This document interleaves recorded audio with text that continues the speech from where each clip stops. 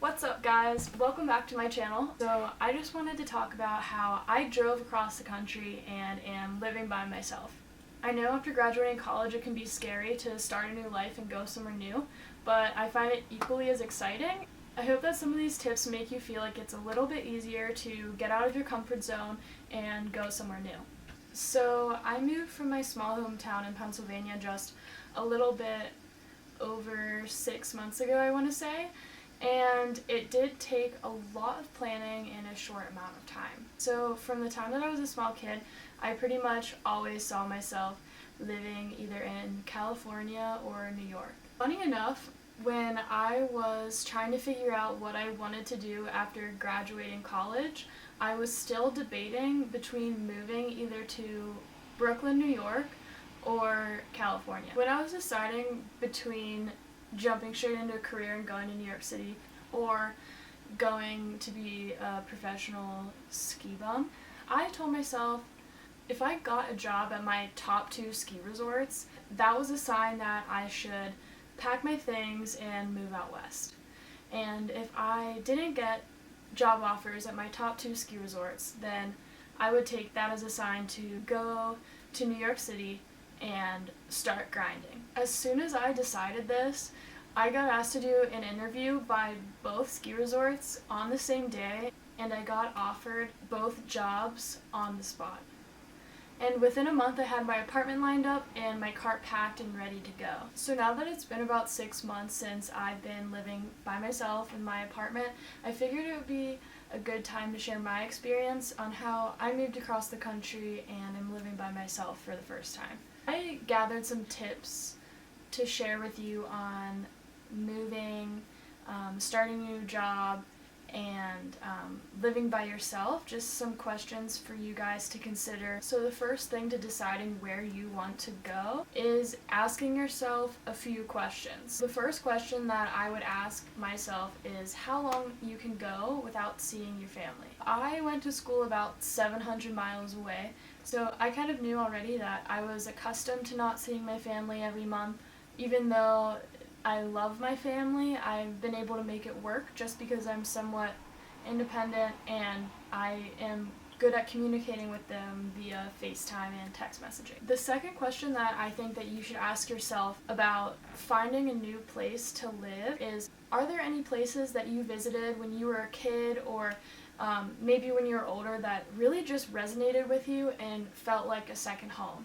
For me, I know I felt this way when I visited New York.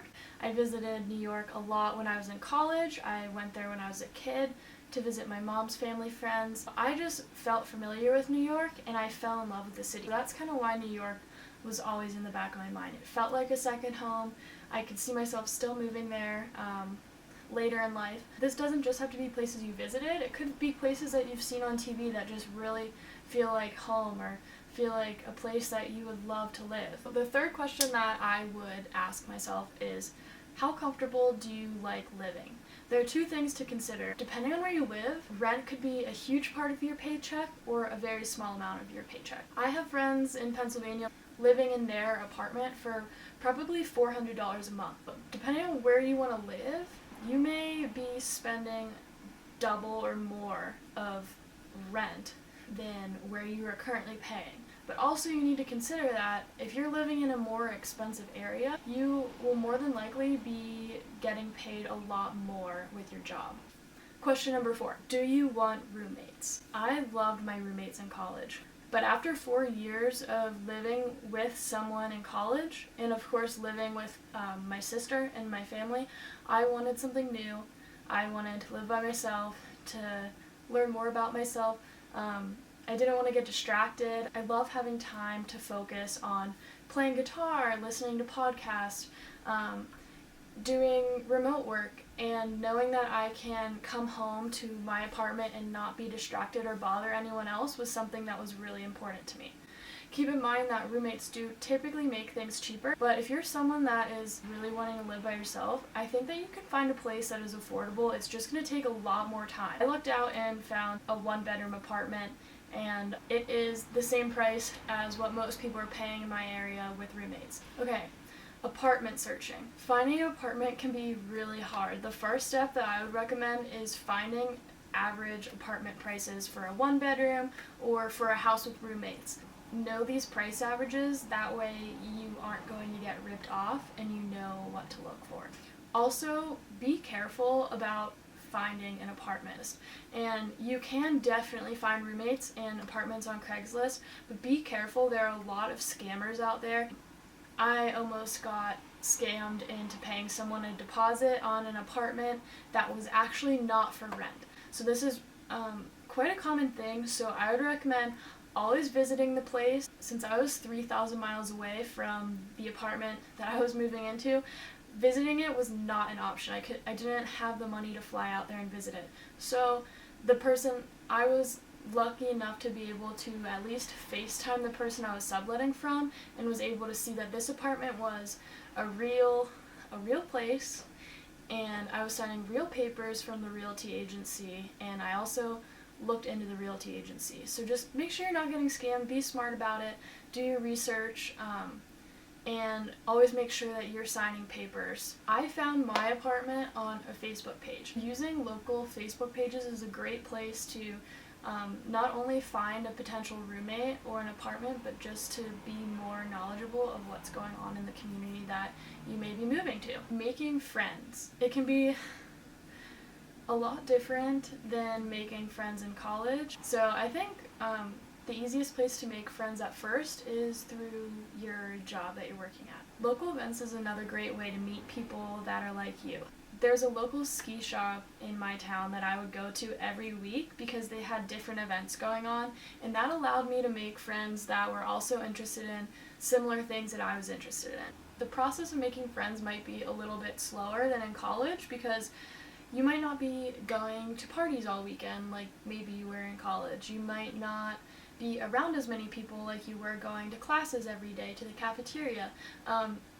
It can happen just as organically, it just might need to take a little bit longer. But lastly, I just want to talk about budgeting. This was something that, I'm going to be honest, I didn't do a super good job at when I moved across the country. My advice would be to give yourself a whole extra month than the first month that you'll be there for your rent, your groceries, having money to go out a few times with friends, student loans if you have them, utility bills if it's not included in the rent. Make sure that you have like at least a month's worth of extra rent.